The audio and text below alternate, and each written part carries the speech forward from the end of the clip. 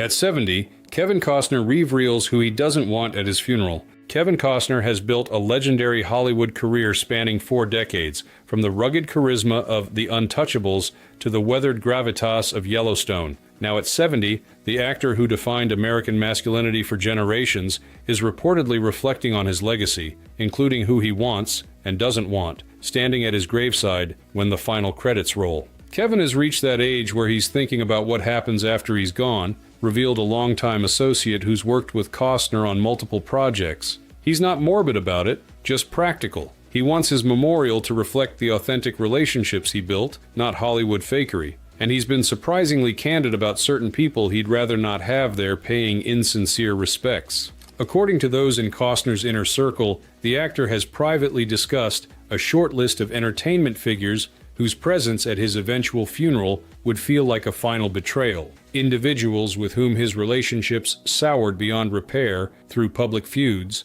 private betrayals, or bitter professional disputes. Kevin believes in forgiveness, explained a former production partner, but he also believes in authenticity. The idea of certain people showing up to his funeral for publicity or to pretend there was a relationship that didn't exist genuinely bothers him. He's told friends, "If they didn't respect me in life, they don't belong at my funeral." Tonight, we reveal the 6 individuals who Kevin Costner reportedly doesn't want anywhere near his final farewell. A revealing glimpse into the grudges, tensions, and broken relationships that have marked his otherwise triumphant Hollywood journey. You were great. Thank you. You were great.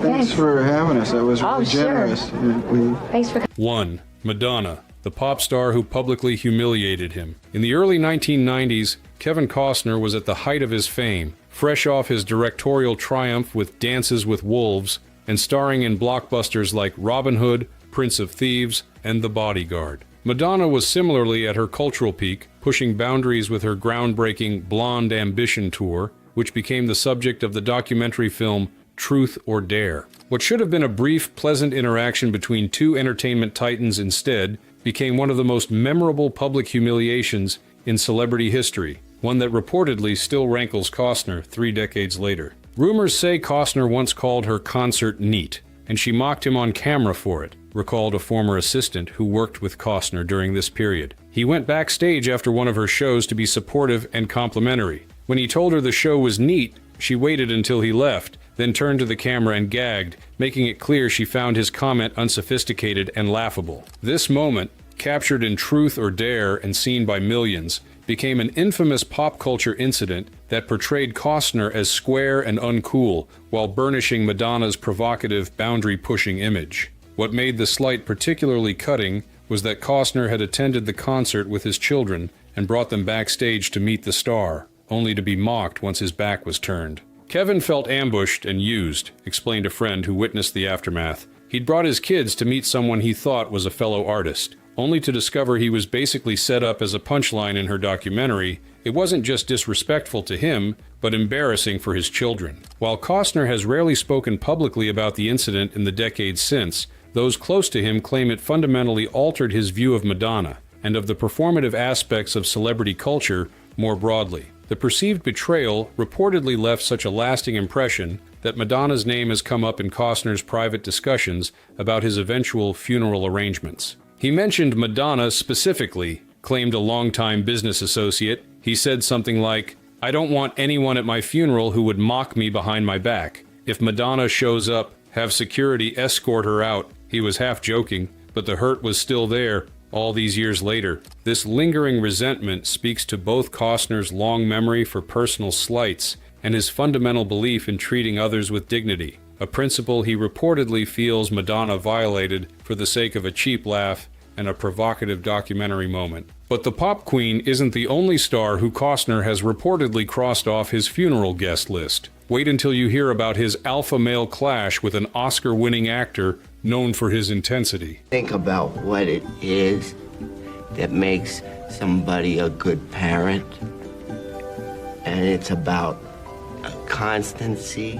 2. Sean Penn, the actor whose ego clashed with his own. On paper, Kevin Costner and Sean Penn seem cut from similar Hollywood cloth, serious actors with directing ambitions, strong political opinions, and reputations for being uncompromising in their artistic visions. Yet according to industry insiders, these similarities may have contributed to a long simmering tension between the two stars rather than creating common ground. Two egos, two alpha male reputations, and two very different worldviews, noted a producer who has worked with both actors at different points. Both are incredibly talented, both take their craft deadly seriously, and both have very strong opinions about how things should be done. It's a recipe for conflict. The origins of the reported friction between Costner and Penn remain somewhat murky, with several different versions circulating among Hollywood insiders. Some trace it to competitive tensions during the late 1980s and early 1990s, when both were establishing themselves as leading men with serious acting credentials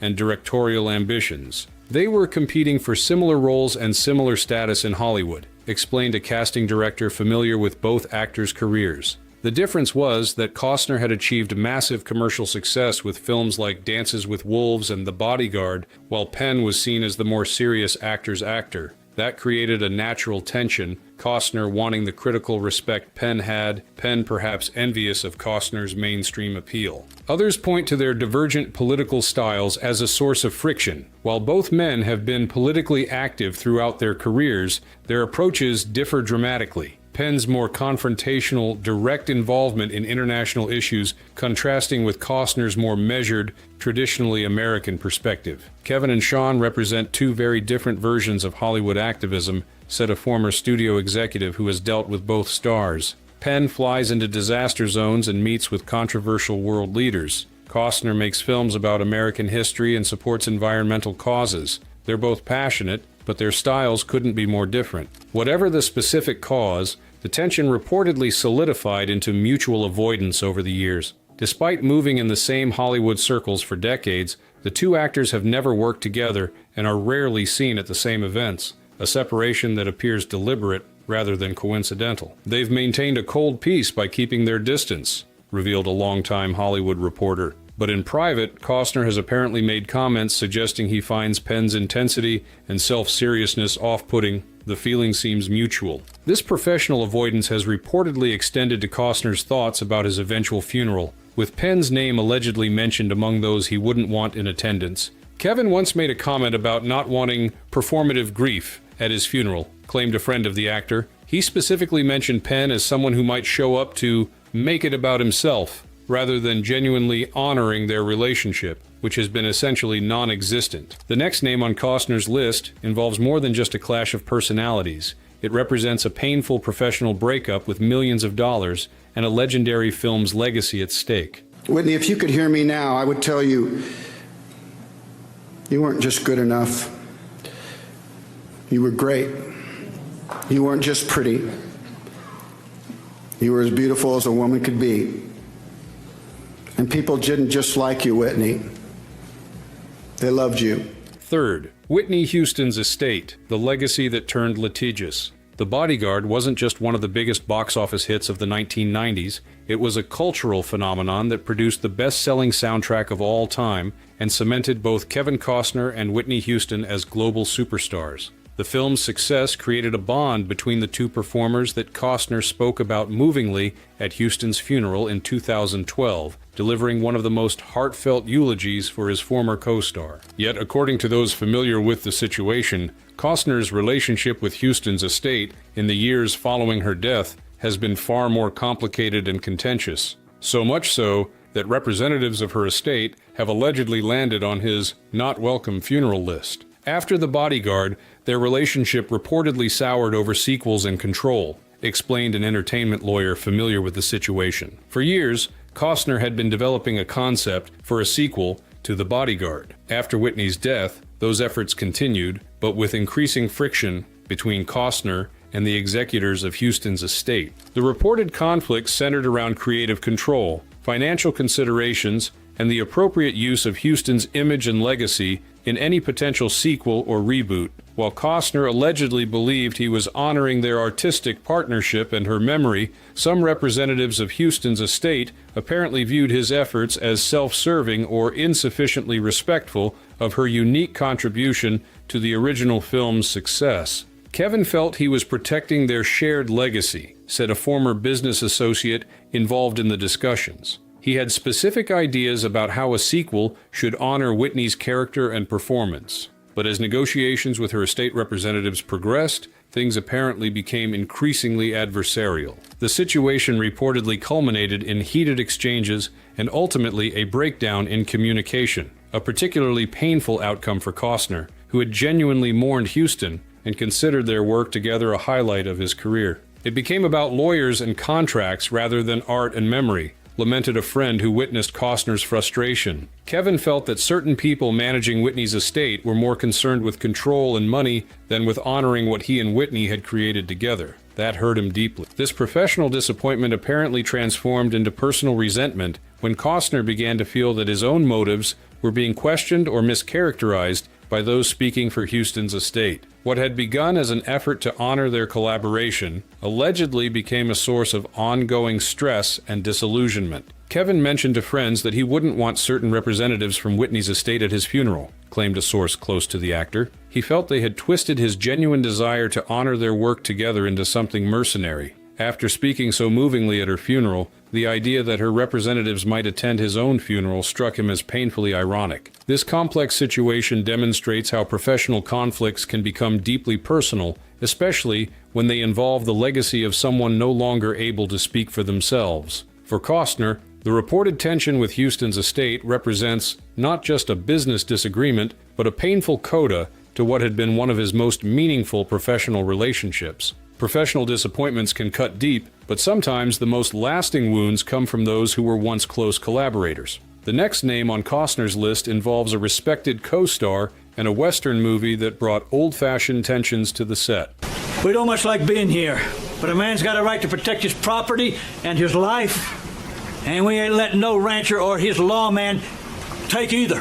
4. Robert Duvall, the co-star and clashing creative vision. In 2003, Kevin Costner directed, produced, and starred in Open Range, a critically acclaimed Western that many consider one of his finest films. Alongside him was Robert Duvall, the legendary actor whose performances in classics like The Godfather, Apocalypse Now, and Lonesome Dove had established him as one of America's greatest actors, particularly in the Western genre. On screen, their partnership yielded powerful results. Behind the cameras, according to Hollywood insiders, their relationship was far more complicated and ultimately damaging. Former Open Range co-star who allegedly clashed with Costner behind the scenes over directing choices, revealed a crew member who worked on the film. What audiences saw was two masterful performances. What we saw on set was a fundamental clash of approaches that created significant tension. The reported conflict stemmed from different creative philosophies. Costner, serving as both director and star,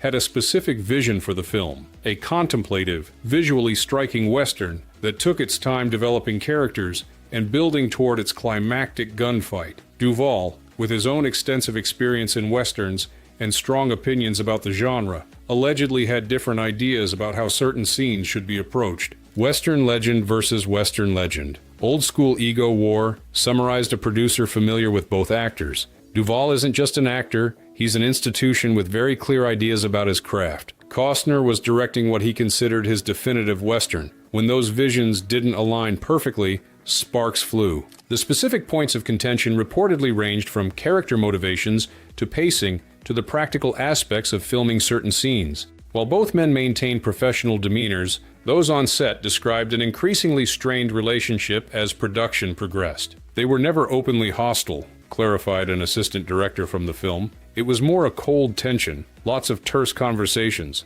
suggestions that weren't taken well, and an overall sense that they had fundamentally different approaches. You could feel Costner's frustration when Duvall would push back on his direction. What made the situation particularly difficult for Costner was his deep respect for Duvall as an actor, a respect that reportedly made the creative conflicts all the more disappointing and personally hurtful. Kevin had idolized Duvall's work, explained a longtime friend of Costner. Having him in the film was initially a dream come true. The fact that the experience didn't live up to those expectations was a real blow. It wasn't just a difficult working relationship, It was the shattering of an illusion about someone he had greatly admired. While both actors have been publicly respectful when discussing the film in subsequent years, those close to Costner claim the experience left a lasting impression, one significant enough to influence his thoughts about who would be welcome at his eventual funeral. Costner mentioned Duvall in the context of people who didn't respect his vision, claimed a confidant. He said something along the lines of, "I don't want anyone at my funeral who didn't respect me enough to trust my direction."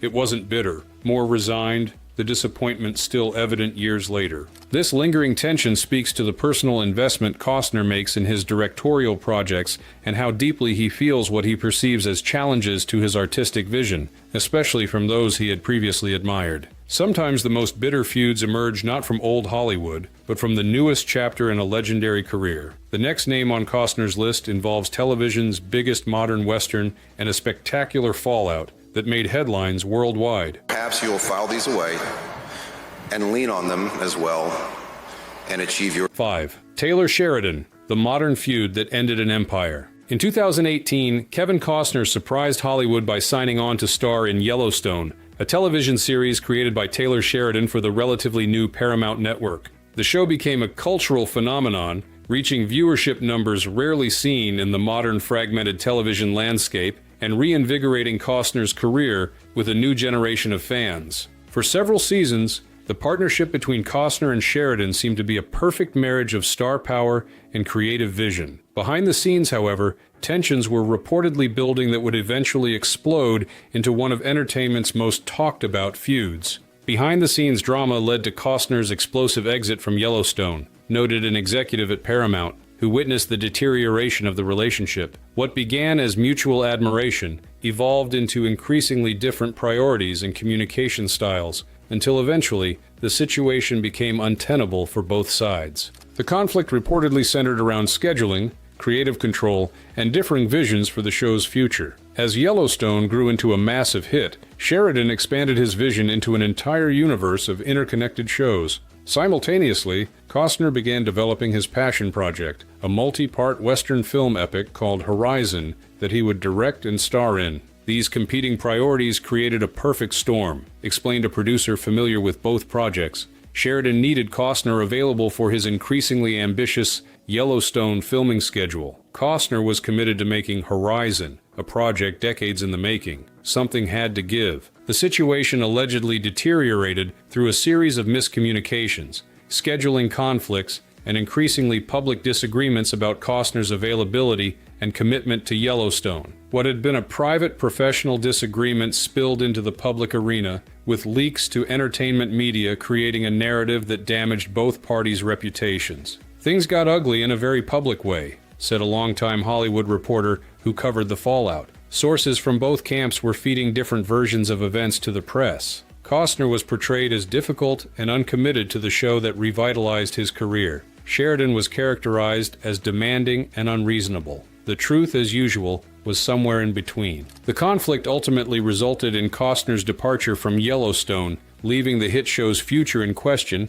and generating disappointment among millions of fans. For Costner, beyond the professional implications, the situation reportedly felt like a personal betrayal, a sentiment that has apparently extended to his thoughts about his eventual funeral. Kevin mentioned Sheridan specifically when discussing people he wouldn't want at his funeral, claimed a close associate. He felt the narrative that emerged painted him as ungrateful or difficult, when from his perspective, he was simply trying to honor all his professional commitments while pursuing his passion project. The way it all played out in public felt like a betrayal of what had been a mutually beneficial relationship. This modern feud, still fresh in the public consciousness, represents a particularly painful chapter for Costner, one where a career-revitalizing collaboration ended in acrimony and public recriminations, tarnishing what should have been a highlight of his later career. The final name on Costner's list involves one of Hollywood's biggest female stars and a series of mysterious missed collaborations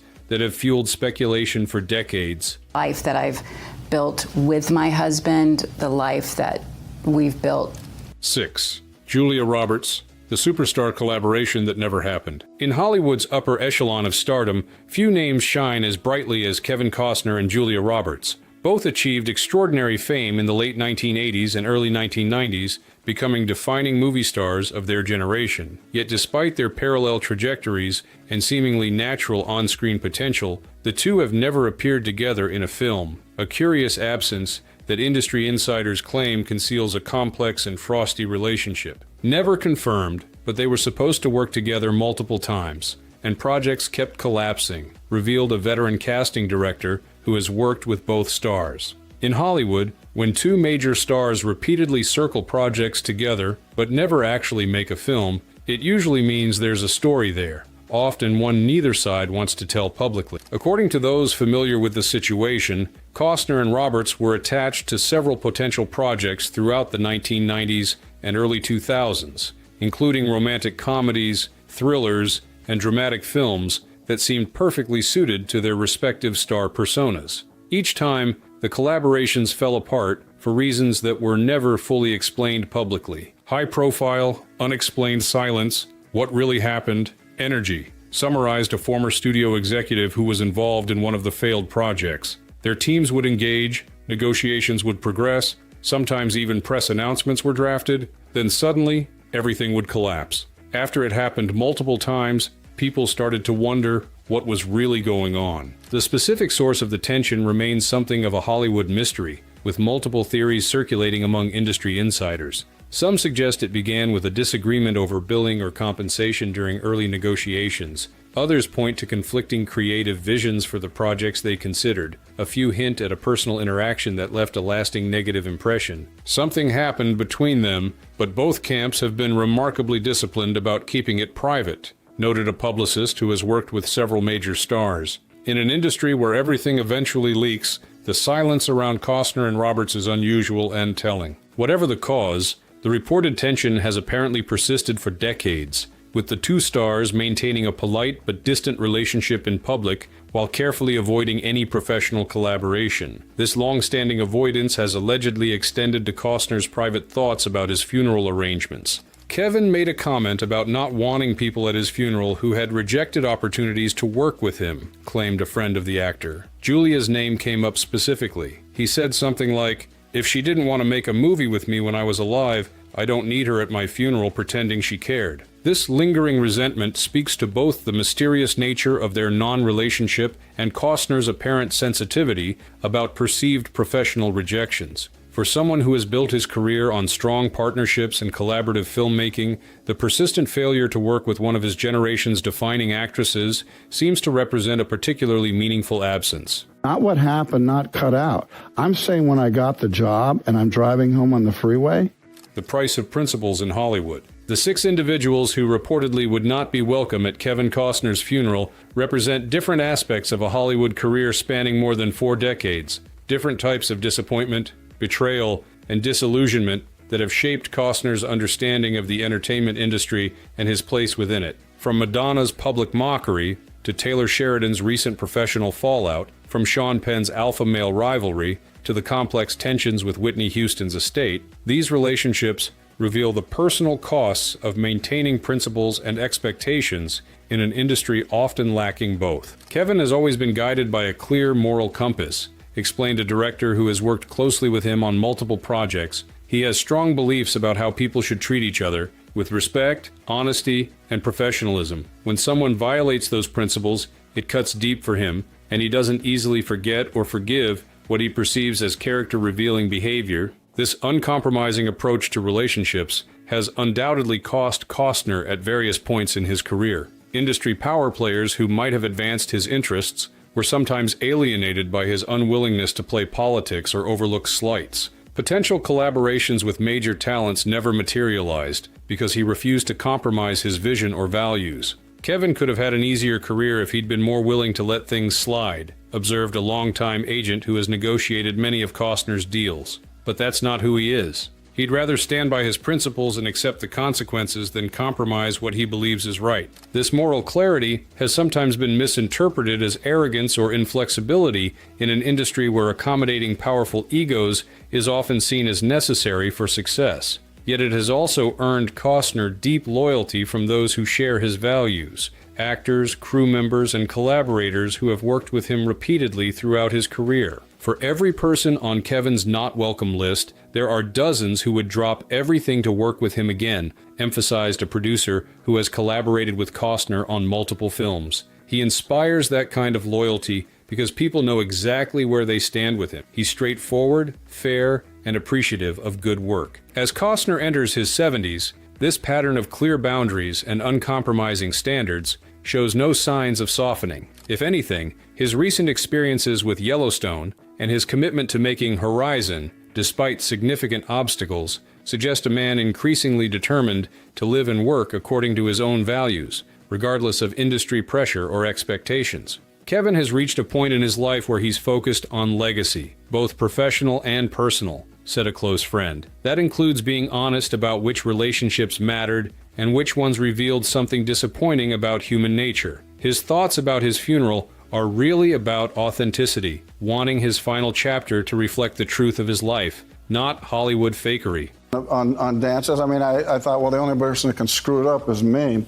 But The man behind the star. Beyond the specific grudges and disappointments revealed by his reported funeral wishes, Costner's reflections offer a window into the rarely seen personal side of a very public figure, the actual man behind the iconic roles and carefully managed public appearances. Unlike his public image as the embodiment of steady American masculinity, the private Costner revealed through these relationships appears more complex, sensitive to slights, deeply hurt by betrayals, and surprisingly vulnerable to criticism from those he respects. People think of Kevin as this unflappable, strong, silent type because of the roles he's played, observed a longtime friend. The reality is more nuanced. He feels things deeply. Criticism cuts him. Betrayal wounds him. Disrespect lingers with him. He just doesn't show it publicly the way some stars do. This emotional sensitivity coexists with genuine toughness and resilience, qualities that have allowed Costner to weather spectacular career highs and devastating lows